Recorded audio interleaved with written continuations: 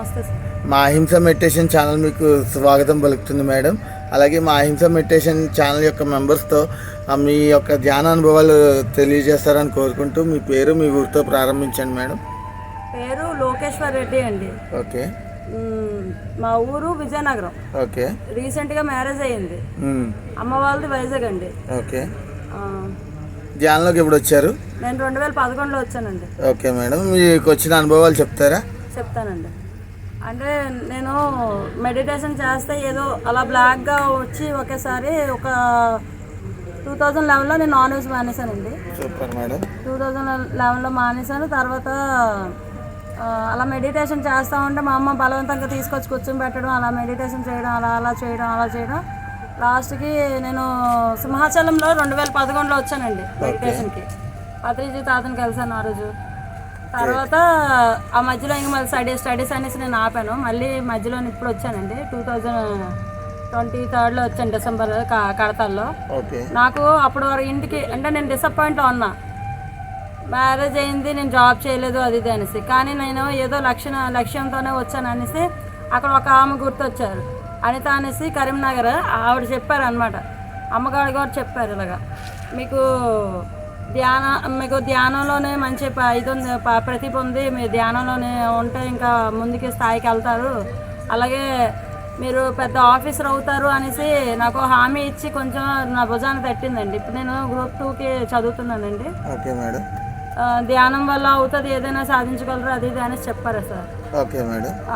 అయితే నేను దానికోసం అనేసి ఇంక మళ్ళీ చాలా ఆనందంగా వెళ్ళాను. ఎంత దుఃఖంలోనే వెళ్ళానో అంత ఆనందంతో అంత రెట్టింపుతోనే మా ఇంటికి వెళ్ళాను.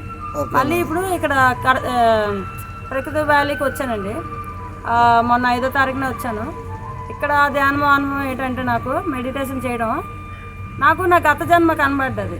నేను గత జన్మలో అబ్బాయినంట, ముస్లిం అబ్బాయిని. నా లవర్ని విడదీస్తారు, అంటే మా ఇద్దరం విడిపోయామంట. అది కూడా కనబడ్డది నాకు. అక్కడ వరకు వచ్చింది. తర్వాత మళ్ళీ ఇప్పుడు దీంతో ఉన్నాను.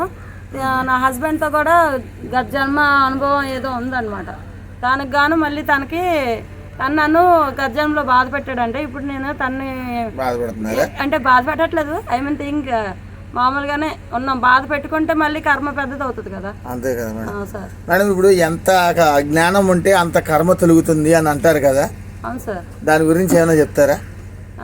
ఐ థింక్ అంతా నేను ఇంకా వెళ్ళలేదు sir. Okay, no problem. Madam, ఇంట్లో కూర్చొని చేసే ధ్యానానికి ఇలాగ పిరమిడ్స్ దగ్గరికి వచ్చి చేసే ధ్యానానికి ఏమైనా తేడా తెలిసిందా? ఉంది సార్. అంటే ఒక దగ్గర చేస్తే మనకే ఉంటుంది. ఇక్కడ అందరితో కలిసి చేస్తే వాళ్ళది కూడా మనకి యాక్టివేట్ అయ్యి కొంచెం ఇంకా ఎక్కువ ఎనర్జీస్ కనబడుతున్నాయి సార్. అందుకనిసే ఇక్కడికి మళ్ళీ ఇంకా కలిసినట్టు కూడా ఉంటుంది మన ధ్యాన ఆత్మబంధువుల్ని. అందుకనిసే బాగుంది. ఇక్కడ ప్రకృతి వ్యాలీ అంతా ఎలా ఉంది మేడం? సూపర్ గా ఉంది సార్. అంటే నేను నదికి వెళ్ళాను, అందులో కాలుకి చెప్పులు లేకుండా వెళ్ళాను సార్. అప్పుడు అక్కడ ఒక్క ముళ్ళు కూడా గుచ్చుకోలేదు. అది అంతా పత్రిజీ తాత మహిమేమో, నాకు తెలీదు, ధ్యాన మహిమేమో. తర్వాత అలాగే వచ్చేసాను. నాకైతే ఏం అవ్వలేదు కాలుకి, కానీ నాకు గుచ్చిపోతే ఏమో నేను ఇబ్బంది పడతానేమో అనుకున్నాను. మా అమ్మ ఒక మాట చెప్పారు, ఏం అవ్వదు, పత్రిజీ తాతని తలుచుకొని ముందుకు వెళ్ళు, అంత జయమే జరుగుతుంది నీకు అది ఇది అనేసి. అలాగే జరిగింది సార్. అక్కడ మేము ముగ్గురమే వెళ్ళాం సార్. ముగ్గురమే వెళ్తే మాకు తెలియదు, మేము లేడీస్మి కొంచెం భయపడుతుంది, భయంగా ఉంది, అడవి ఏరియా అంతా కొంచెం భయంకరంగా ఉంది అనుకున్నాం. కానీ భయంకరంగా అయితే ఉంది, కానీ తర్వాత ముగ్గురు వచ్చారు సార్. ఇద్దరు, ఒక అన్నకు అదే వాళ్ళిద్దరు పిల్లలను, ఒక ఫ్యామిలీ వచ్చింది కొంచెం తోడులాగా. వాళ్ళు ఎక్కడికి వెళ్ళారు మాకు తెలియదు. మళ్ళీ ఇప్పుడు మా పక్కనే ఉన్నారు. Great madam. మేడం, ఇప్పుడు ఇక్కడ సదుపాయాలన్నీ ఎలా ఉన్నాయి? సదుపాయాలు బాగానే ఉన్నాయి సార్. ఓకే. ఇక్కడ అరిటాకుల భోజనం అది ఎలా ఉంది? చాలా బాగుంది సార్. నాకు చాలా ఇష్టం అరిటాకు భోజనం అంటే. పల్లెల్లో తినే కన్నా న్యాచురల్గా అరిటాకుల భోజనం అంటే చాలా ఆనందంగా ఉన్నాను. ఫస్ట్ రోజే వచ్చి నాకు సరిపోయిన సేవ నేను చేసుకున్నానండి. అంటే ఆకులు ఎత్తడం, మళ్ళీ నేను భోజనం ఏవైనా వడ్డించడం, మళ్ళీ నీళ్ళు పోయడం, అలాంటివన్నీ చేశానండి. అది చాలా ఆనందంగా పొందాను. బెంచీలు తోడడం కూడా డస్టర్తో. ఇప్పుడు నేను కలబ్జాలం అన్నారు, ఇప్పుడు కలబ్జాలం అన్నారు, ముగ్గు వేయాలి వెళ్ళి. Okay madam, great, super experience madam. Madam, ఇప్పుడు అంటే ఇప్పుడు నేటి యువతరం ఉంది కదా, వాళ్ళని కూడా మన మెడిటేషన్ గ్రూప్లోకి తీసుకురావాలంటే మీరు ఏం చేస్తుంటారు? అంటే నేను ఫస్ట్ మెడిటేషన్ చేస్తానే కదా వాళ్ళకి నేను అంటే మీకు సందేహం ఏమి ఇవ్వగలరు మెసేజ్ ఇవ్వాలంటే? చేస్తే మంచిది సార్. అంటే మెడిటేషన్ చేయడం వల్ల అన్ని రకాలుగా మనకి ఉపయోగమే కదా అనేసి చెప్తాను సార్ నేను. ఇంకా ప్లస్ అది చేయడం వల్ల చాలా లాభాలే ఉన్నాయి కానీ నష్టాలు అయితే లేవు అని చెప్తాను. ఓకే, చాలా బాగుంటుంది, మంచిది, అనుభవం బాగుంటుంది, సంతోషంగా ఉంటాం, దుఃఖం వదిలేసి ఆనందంగా ఉంటాము. ఇక్కడికి వచ్చిన తర్వాత నాకు దుఃఖం పోయి ఆనందంగా ఉన్నాను. చాలా ఎంజాయ్ చేశాను, డాన్స్ కూడా వేసాను. ఓకే మేడం, చాలా డాన్స్ వేసాను అందరితో కలిసి. అందరితో అంత ఎంజాయ్మెంట్ చేస్తానని మా అమ్మ చాలా సంతోషం పడ్డారు ఆ ఎంజాయ్మెంట్ చూసి. ఓకే మేడం, స్పిరిచువల్ హ్యాపీనెస్ కి రియాలిటీ హ్యాపీనెస్ కి ఏమైనా డిఫరెన్స్ తెలిసిందా మీకు? రియాలిటీ ఏముందండి, మామూలుగానే. అంటే స్పిరిచువల్ అంటే ఆనంద లోకంలో కూర్చున్నట్టు ఉందండి. రియాలిటీ ఏంటంటే ఎప్పుడు వాడు ఎలాగైపోయాడు వీడు ఎలాగైపోయాడు అనేసి పాడుతారు. అదే ఆనంద లోకంలోకి వస్తే అదేం ఉండదు, అంతా ధ్యానమయం అంటారండి. ఓకే మేడం, అంతా గ్రేట్ మేడం. మేడం ఇప్పుడు ఎక్కడైనా సహకార ర్యాలీలకు వెళ్ళారా? సహకార ర్యాలీగా వెళ్ళలేదండి. ఇప్పుడు నుండి వెళ్తాను, నేను ఇక్కడ నుండి వస్తాను. ఓకే మేడం, మీరు చాలా సహకార ర్యాలీలు చేయాలి, అలాగే సహకారాన్ని కూడా ప్రచారం చేస్తుంటారా? మీకు ఒక విషయం తెలుసా సార్, నాకు చిన్నప్పటి నుండి నాన్ వెజ్ నేను అసలు తినండి. ఎక్కువ ఫ్రూట్స్ కాయగూరలు, అవి కూడా పచ్చి కాయగూరలు, క్యారెట్స్ అయ్యే తింటాను. Very good, it's really great. అంటే ఇప్పుడు మీ చుట్టుపక్కల ఎవరైనా నాన్ వెజ్ తినొద్దు అని ఎప్పుడైనా ప్రచారం చేశారా? ప్రచారం చేసామండి. చేస్తేనేమో మళ్ళీ వాళ్ళు కూడా నన్ను అన్నారు, నీకు నచ్చింది నువ్వు తిను, మాకు నచ్చింది మేము తింటాం అనేసి కూడా చెప్పారు.